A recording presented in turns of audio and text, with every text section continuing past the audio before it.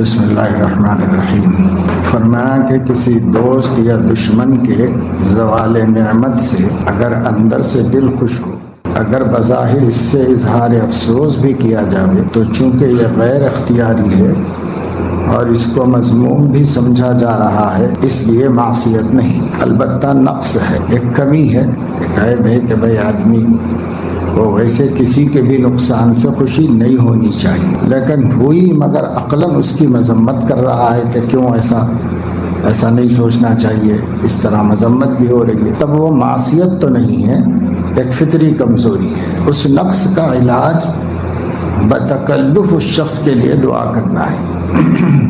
بکثرت ایسا کرنے سے انشاءاللہ یہ نقص ظاہر ہو جائے، یعنی جس سے آدمی کو حسد محسوس ہو رہا ہے اس کی بھلائی کے لیے دعا کرتا رہے، دعا کرنے کا جی تو نہیں چاہے گا لیکن کرتا رہے، بتکلف کرتا رہے، اس سے پھر انشاءاللہ یہ اس مرض کا ازالہ آہستہ آہستہ ہو جائے۔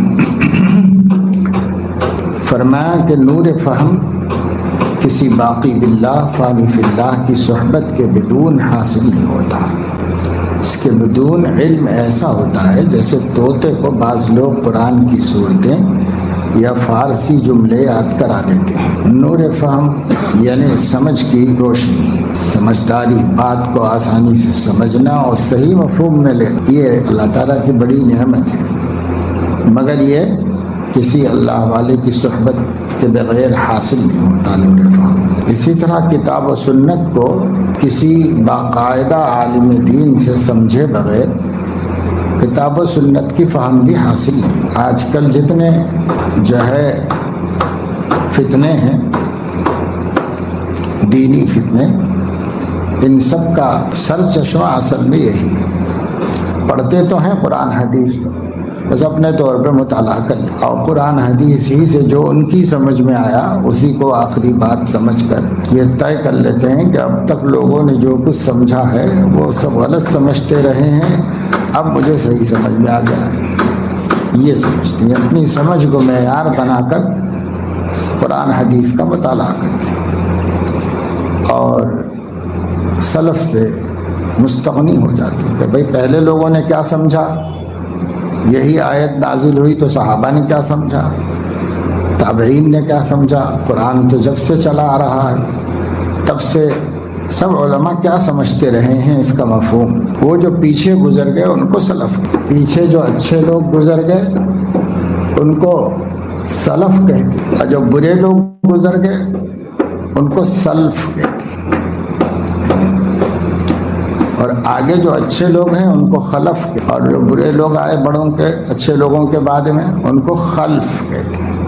اس سے قرآن میں کہا گیا فخلف من بعدہم خلف، یہ لام کے جزم کے ساتھ بعد میں آنے والے برے لوگ، تو سلف کہیں گے ہم سے پہلے نبی تک صلی اللہ علیہ وسلم جتنے اچھے لوگ گزرے اہل حق علماء ہیں وہ سلف ہیں۔ اسی طرح حدیث تو حضور علیہ السلام کے قول کا نام ہے، آپ کے ارشاد کا نام ہے، آپ نے بیان فرمایا یا آپ نے کیا یا آپ کے سامنے یہ کام ہوا اور آپ نے کچھ نہیں کہا، اس کو سنت کہتے ہیں۔ حدیث نام ہے حضور علیہ السلام ان کے زمانے اور ان کے حالات سے منسوب کسی بھی چیز کو،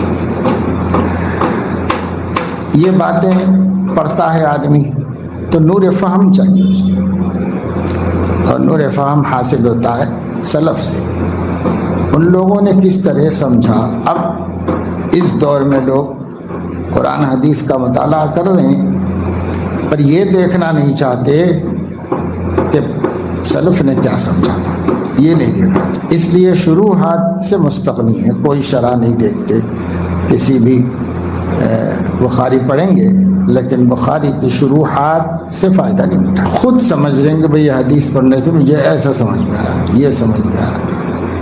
اب ان کی سمجھ جو ہے ہر ایک کی الگ ہے، ہر ایک کو الگ الگ سمجھ میں آ رہا ہے، ہر ایک الگ الگ بیان کر رہا ہے، اور نتیجہ یہ ہے کہ ایک مسئلے کو لے کر 25 30 50 اسکالرز جو ہے کچھ عمر تیار کر رہے ہیں اس کا، اور لوگ بھی ان میں سے کسی ایک سے جڑ کر اس کی بات مانتے جا رہے ہیں، اس کی بات سنتے جا رہے ہیں، لیکن یہ نہیں سوچ رہے ہیں کہ بھائی جو بات ہے تو دین کی، جب دین کی ہے، قرآن کی ہے، حدیث کی ہے تو 1400 سال سے ہے، تو پہلے لوگ کیا سمجھا کرتے تھے اس سے، تو وہ سوچنا ہی نہیں چاہ رہے۔ اگر یہ غور کر لیں تو گمراہ نہیں ہوں گے، اسی کو چھوڑ دینے کی وجہ سے گمراہ ہوں گے۔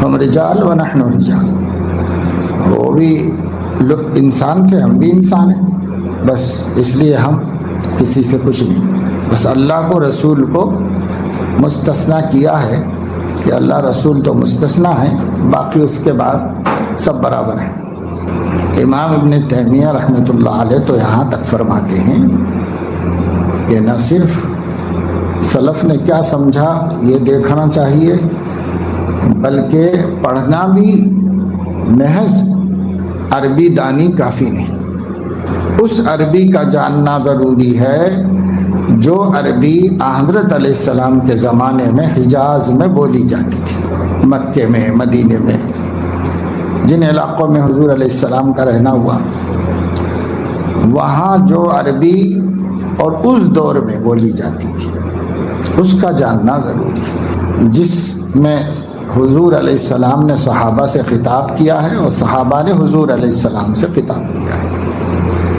اس عربی کا جاننا دین کو صحیح سمجھنے کے لیے ضروری ہے۔ یہ امام ابن تیمیہ رحمۃ اللہ علیہ فرماتے ہیں، اور وجہ یہ بتاتے ہیں کہ ہر قبیلے میں اور ہر علاقے میں اصطلاحات مختلف ہیں،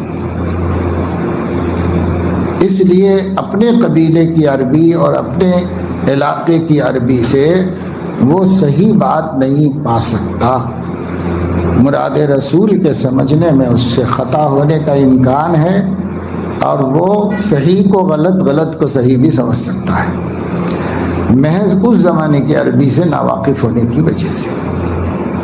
اس لیے شراح حدیث نے احادیث کو جمع کرنے پر اکتفا نہیں کیا، اس کی تشریح کو بھی ضروری سمجھا۔ اس وقت تک وہی عربی تھی، وہ اس عربی کے جاننے والے تھے، اس کے ماہرین موجود تھے، ان لوگوں نے اس کے اوپر یہ کیا، ایک آدھ کسی سے کوئی غلطی ہوئی تو دوسرے نے اس کو درست کیا، یوں دین بالکل محفوظ ہوا۔ مگر اب یہ سب باتیں لوگ یہ سمجھ رہے ہیں کہ مولویوں نے پیدا کر دی۔ حضرت فرماتے ہیں کہ جہاد کس لیے مشروع ہوا؟ جہاد ایک عبادت ہے اسلام میں، دشمنان اسلام سے مقاتلہ مقابلہ، اس کو جہاد کہا جاتا۔ تو خوب سمجھ لو کہ جہاد حفاظت اسلام کے لیے مشروع ہوا، نہ کہ اشاعت اسلام کے لیے، اور ان دونوں میں بڑا فرق ہے، اور ان دونوں کا فرق نہ سمجھنے کی وجہ سے لوگ غلطی میں پڑے ہوئے ہیں۔ دشمنان اسلام دو طرح کے ہیں، بعض تو وہ جن سے صلح کر لینی مناسب ہوتی ہے، وہ صلح کر کے مسلمانوں کو ستانا چھوڑ دیتے ہیں، ان سے صلح اور مصالحت کر لی جاتی ہے۔ بعض ایسے مفسد اور موذی ہوتے ہیں کہ صلح پر آمادہ نہیں ہوتے، یہ لوگ مادہ متعدیہ ہیں، ان کے واسطے آپریشن کی ضرورت ہے، اسی کا نام جہاد ہے۔ بس جہاد سے لوگوں کو مسلمان بنانا مقصود نہیں، مسلمانوں کی حفاظت کرنا مقصود ہے۔ فرمایا کہ برکت کی حقیقت کثرت نفع ہے، فائدے کا بہت ہونا، یہ برکت ہے۔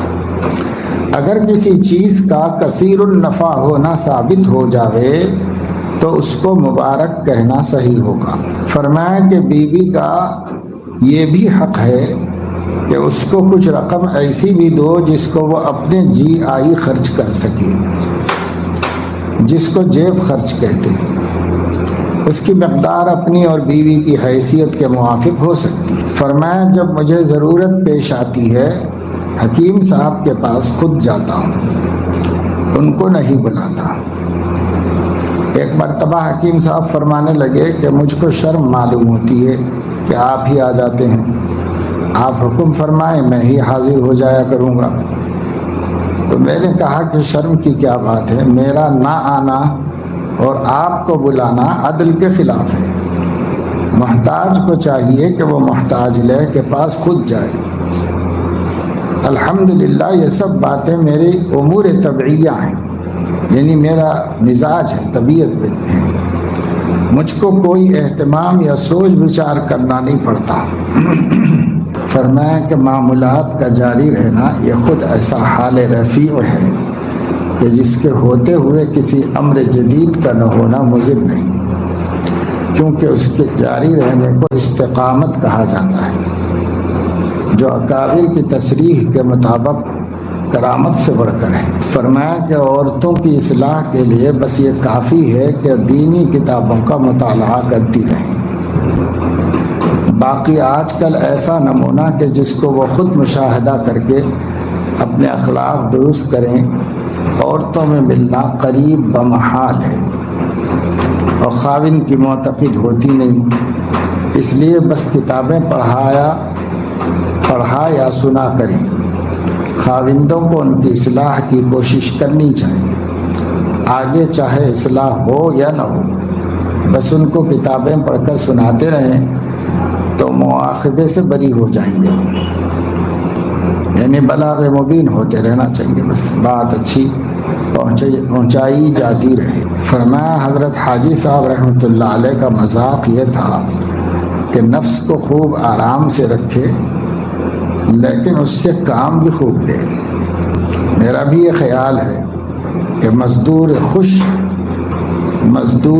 دل کنت کار پیش، یعنی جو مزدور خوش ہے وہ خوب کام کرتا ہے۔ فرمایا کہ عورتیں قابل تعریف و ترحم ہیں، ان میں دو صفات تو ایسی ہیں کہ مردوں سے بھی کہیں بڑھی ہوئی ہے، ایک خدمت گاری اور دوسرے عفت و پاک دامنی۔ عفت تو اس درجہ ہے کہ مرد چاہے افعال سے پاک ہوں لیکن وسوسوں سے شاید ہی کوئی خالی ہو، اور شریف عورتوں میں سے اگر 100 کو لیا جائے تو 100 کی 100 ایسی نکلیں گی کہ غیر کے وسوسے تک بھی ان کو عمر بھر نہ آیا ہو۔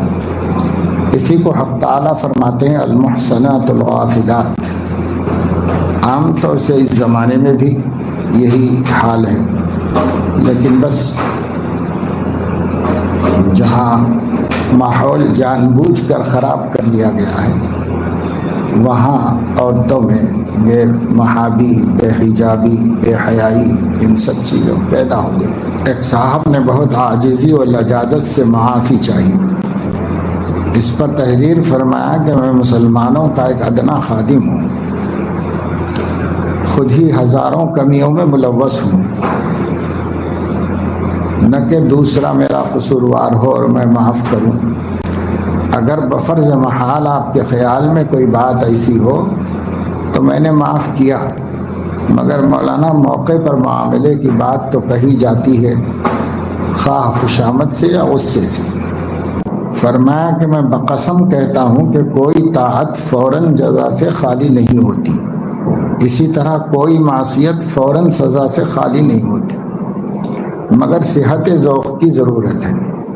اہل ذوق کو طاعت سے اس قدر انبساط ہوتا ہے جیسا انبساط قرب جنت میں ہوگا، اور اس وقت دنیا کی سلطنت کی بھی ان کی نظروں میں کچھ حقیقت نہیں ہوتی، لیکن ہمارا ذوق خراب ہو گیا، ہم کو معصیت کے سانپ نے دنیا کی محبت کے سانپ نے ڈس لیا ہے، جس سے مذاق ہی بگڑ گیا ہے۔ اگر ہم بھی صحیح ذوق پیدا کر لیں تو طاعت سے خاص لذت محسوس ہوگی۔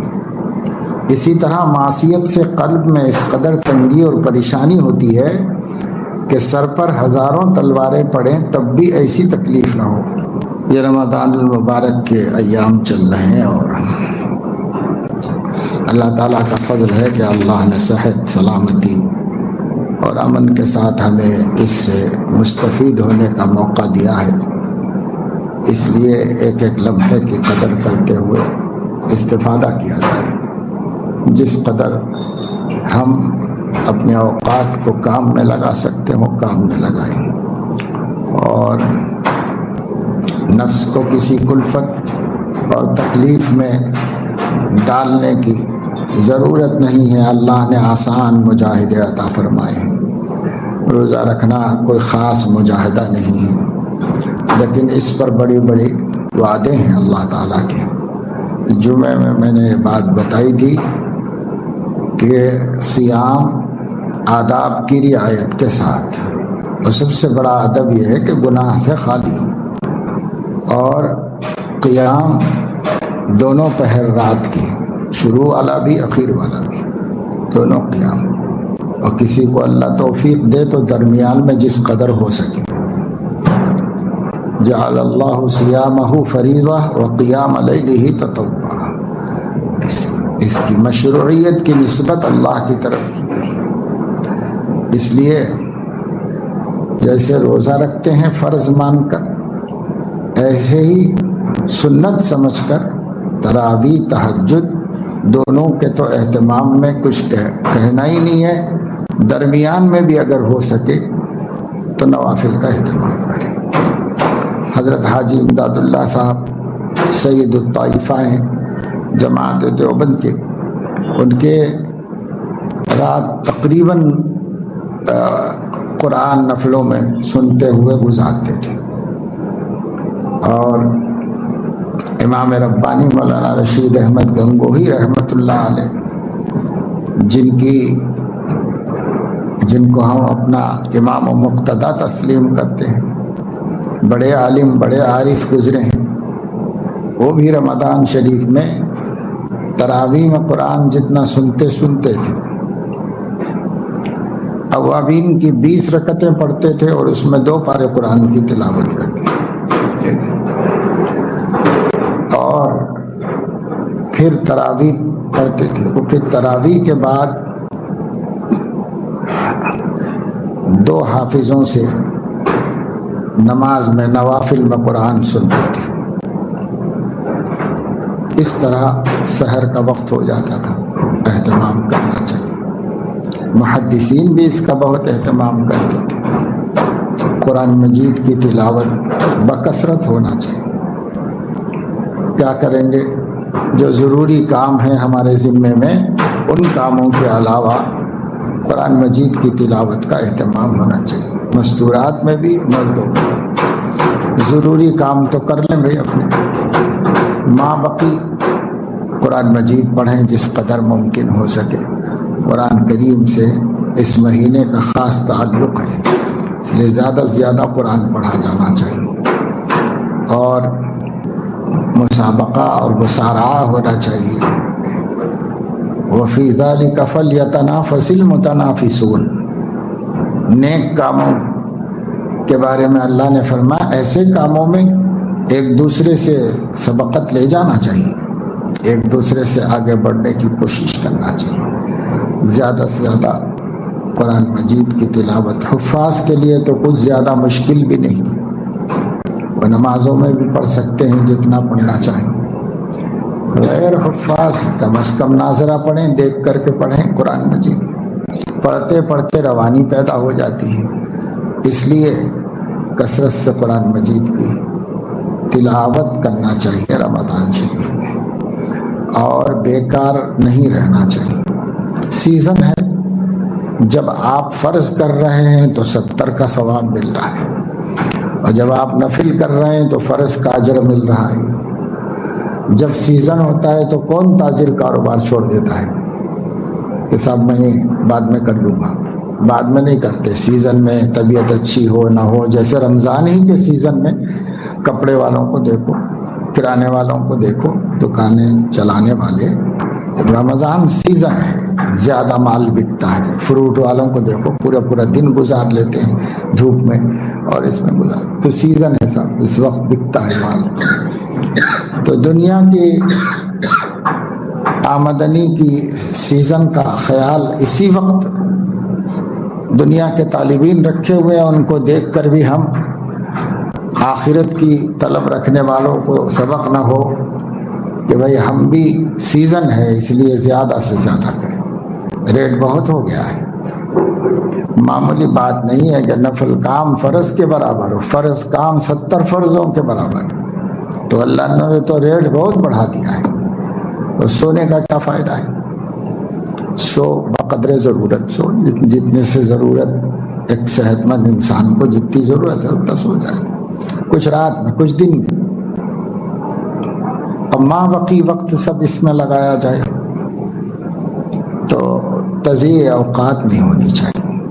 جس کے پاس ٹائم بیکار ہے وہ ٹائم پاس کرتا ہے نہیں، جیسے ٹرین میں بیٹھے ہوئے ہوں اور جا رہے ہوں، 24 گھنٹے کا سفر ہو اور کام تو کچھ ہے نہیں، کیا کریں؟ تو لوگ مختلف چیزیں لے کے آتے ہیں اور ٹائم پاس، مونگ پھلی ٹائم پاس لے کے آتا ہے، تو اب لے چھلتے رہو کھاتے رہو، ٹائم تو نکلے گا، کیسے گزرے 24 گھنٹے گزر گئے ایسے۔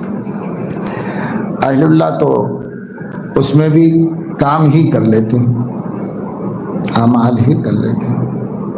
دیکھو آسان درس قرآن ہے مولانا تقی عثمانی صاحب کا، ہم گھر میں بیٹھ کے بھی نہیں پڑھتے، آسانی سے پڑھ سکتے ہیں، صرف ترجمہ پڑھنا ہے، لیکن حضرت نے لکھا کہاں ہے؟ تو ہر سورت کے اختتام پر دیکھو، ہر سورت کے اختتام پر الحمدللہ اس سورت کا ترجمہ ختم ہوا فلاں جگہ پر، رات کے اتنے بجے، دن میں اتنی بجے، سفر میں، دوران ہوائی جہاز، فلاں جگہ سے فلاں جگہ جاتے ہوئے جہاز میں الحمدللہ اس کا ترجمہ مکمل ہوا، الحمدللہ اس کا مکمل۔ تو لکھنے والا کہاں لکھا بھائی؟ اب پڑھنے والا گھر میں بیٹھ کے بھی نہیں پڑھا۔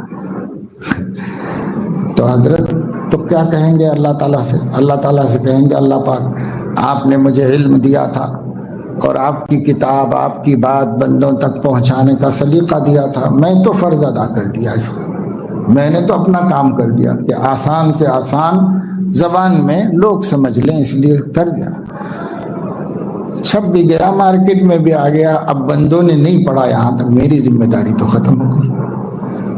مولانا سے ہی کسی نے کہا تھا کہ آپ لوگ اتنا پردہ بولے، کون سننے والا ہے پردہ؟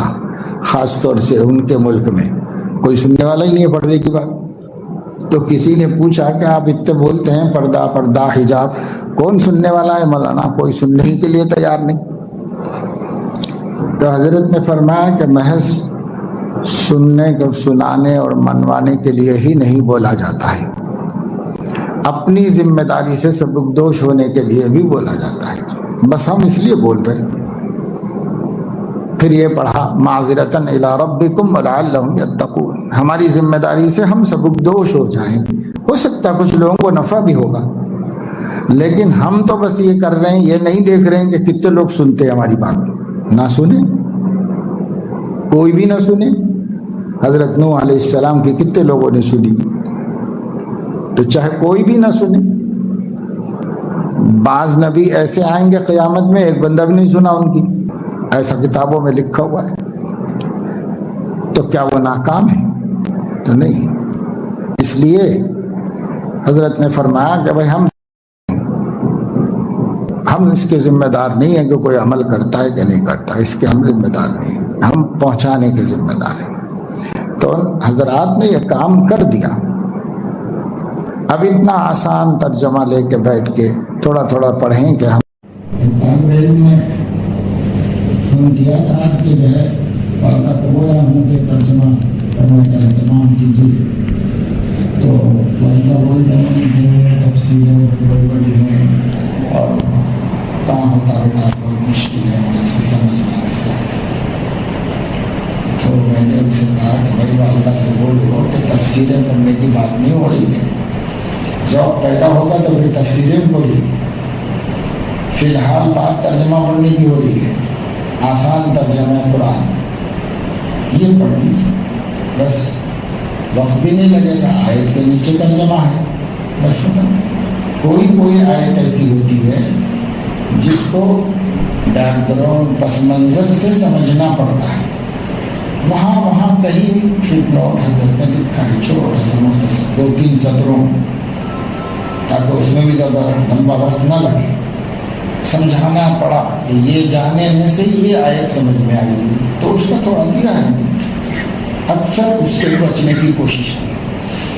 قرآن کا بڑا حصہ تذکیر بایام اللہ، تذکیر بآلاء اللہ، اور تذکیر بالموت وما بعد، پھر احکام اور صفات وغیرہ کا وہ ایک چھوڑ دینا ہے. تو 5واں حصہ ہے جس میں ہمیں زیادہ ڈیپ میں نہیں جانا ہے. باقی 4 حصے سب ہمارے لیے کھلے ہیں اللہ تعالیٰ نے، لیکن وہ بھی نہیں پڑھتے، وہ بھی نہیں سمجھتے، استفادہ ہی نہیں کرتے. تو آسان ترجمہ کرنے والوں نے اس 5ویں حصے میں ہم کو بہت آسانی سے نکال لیا، بس اتنا مان کے آگے نکل جائے. اب باقی حصوں میں ہم کو فائدہ ہوگا، نفع ہوگا، بات سمجھ میں آئے. تو میں نے کہا کہ بھائی والدہ کو بولو کہ ایک دفعہ کو 2-4 دن پڑھ کے تو دیکھیں آسان ترجمہ، پھر انشاءاللہ وہی پڑھنا نہیں چھوڑیں گی، وہی اس کے آگے بڑھنے کی خواہش پیدا ہو جائے گی، سب اور پڑھیں گے ایسا. تو گھر میں رکھی رہتی 8 جلدوں میں 10 جلدوں میں تفسیر.